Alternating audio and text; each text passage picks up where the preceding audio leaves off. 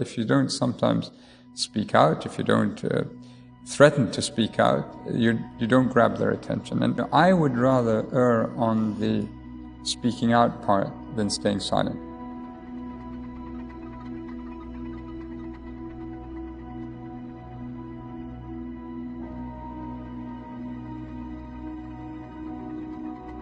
I met with 4 young girls. They had been sentenced to 30 years in prison and they claimed these were obstetric emergencies, these were miscarriages. The state claimed that these were terminations of pregnancy. And when I sat with them, and I had with me a full team, my office was there, and I think within the space of about 10 minutes, we were all weeping, we were in tears because their suffering was so extreme. I saw the president after that, and I said, why is it that all these girls are poor? I think in many parts of the world, this is the point that really strikes home, that time and again the poor suffer all the consequences. I first worked with the UN in 1994, 1995 in the former Yugoslavia, and I saw what catastrophes silence can bring. And I think from that point on, I was determined not to be silent when the evidence before us was presented.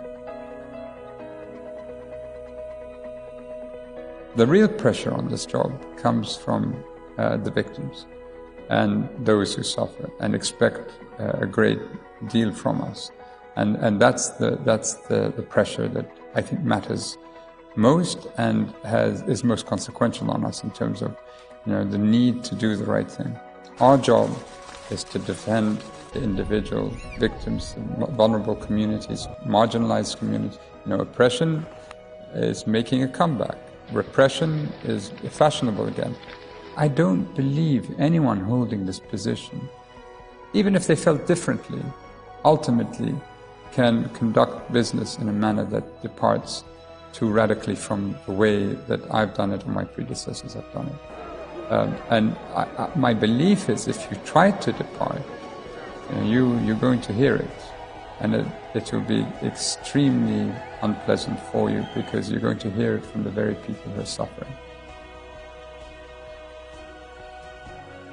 The people who matter to me are the civil society victims groups, human rights defenders.